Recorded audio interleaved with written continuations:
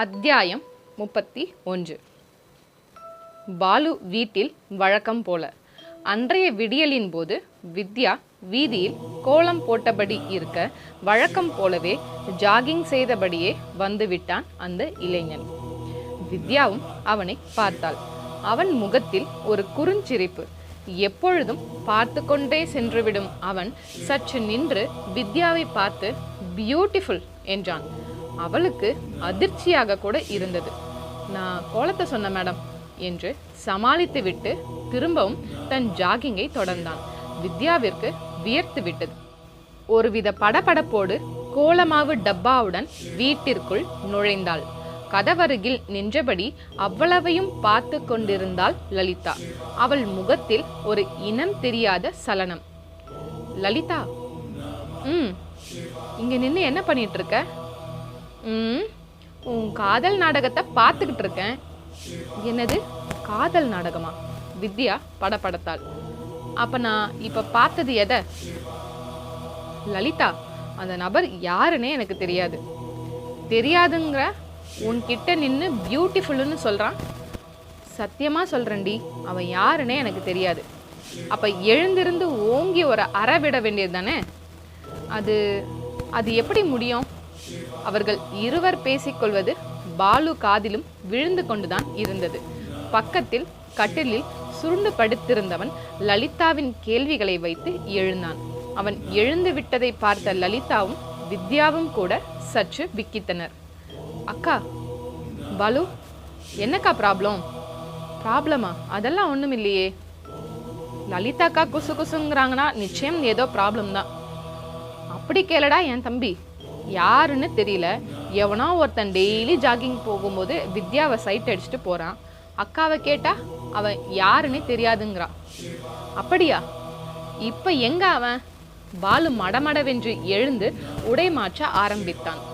டேய், நீ எங்க கிளம்பிட்ட? ஜாகிங் வந்தவன் தானே? நிச்சயம் மெயின் ரோட்ல தான் போயிட்டு இருப்பான். போய் ஒரு பிடி பிடிக்கிறேன். அதுவும் சரிதான், நானும் வரேன். உனக்கு ஆளை அடையாளம் காட்டுறேன். லலிதா ஆவேசமாக தானே முன் வந்து அச்சதை போட்டுக்கொண்டாள். உண்மையில் அவளுக்குள் அந்த ஜாகிங்காரன் வித்யாவை காதலித்து விடக்கூடாது என்கின்ற பயம்.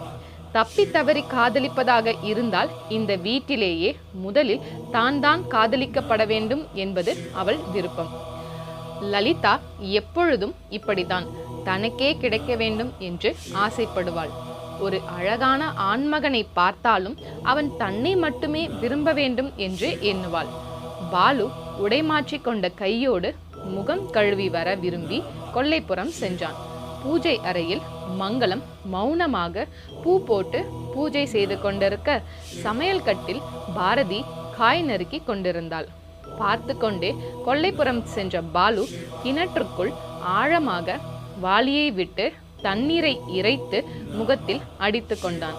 அப்படியே மீதி தண்ணீரை பக்கெட்டோடு எடுத்து காலில் விட்டு கழுவி கொண்ட போது தண்ணீரோடு உருண்டையாக ஒன்று காலில் பட்டு உருண்டு ஓடியது. அதை எடுத்து பார்த்தவனுக்கு சிலிர்த்தது உடம்பு. அது ரசமணி. முதல் நாள் கிணற்றில் தூக்கி போட்டது திரும்பவும் வாளி வழியாக வந்து அவன் கைக்கும் வந்துவிட்டது. அந்த நொடி கூட நான் உன்னை விட்டு போக மாட்டேன் என்று கூறுவது போல் அவனுக்குள் ஒரு பிரமை. அதை உடனே கண்களில் ஒற்றிக்கொண்டான்.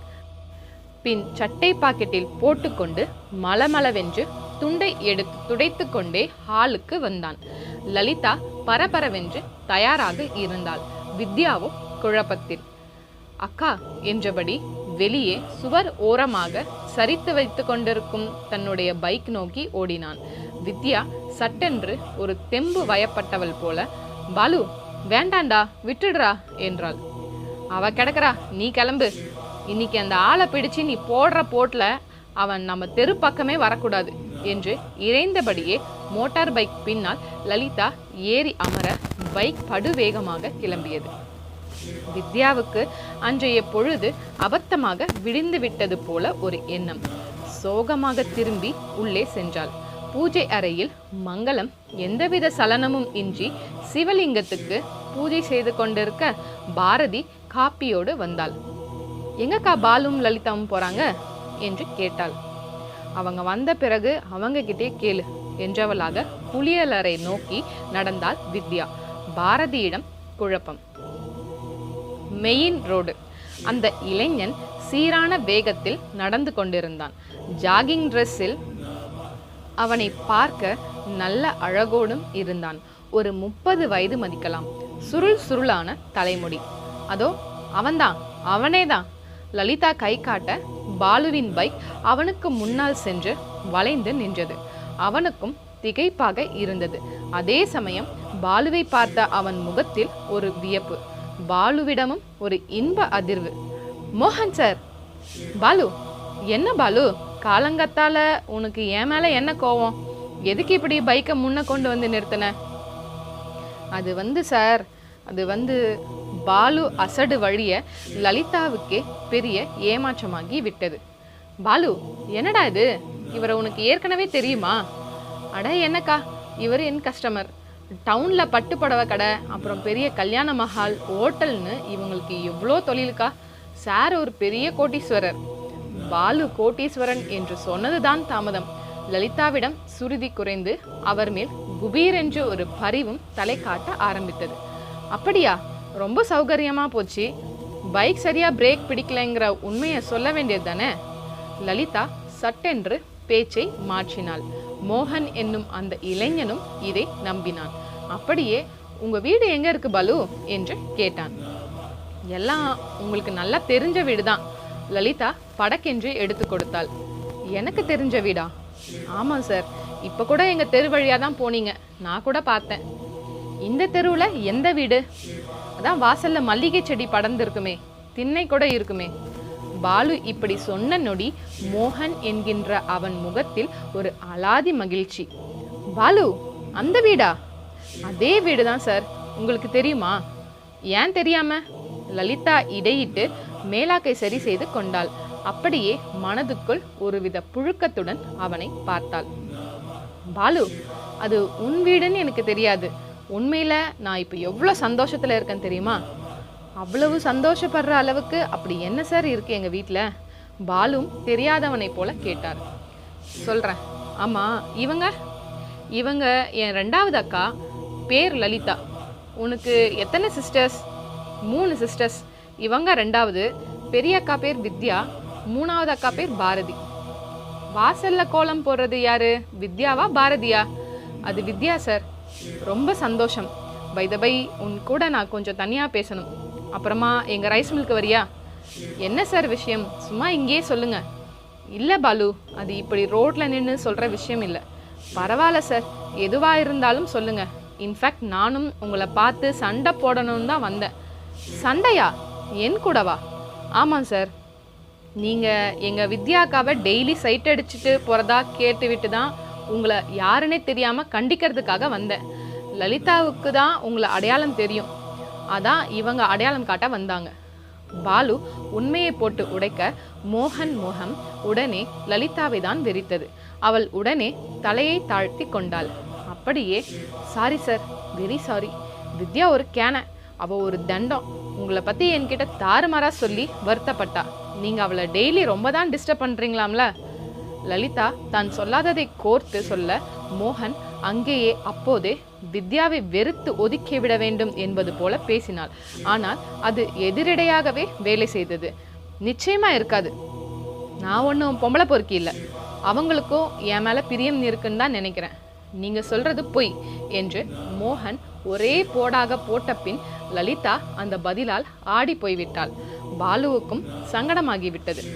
லலிதாக்கா, உன் பொறாம புத்தியை இங்கேயும் காட்டணுமா? வாயை மூடிக்கிட்டு சும்மா இரு. மோகன் சார், உங்களை நான் ஒன்று கேட்கட்டுமா? என்ன பாலு?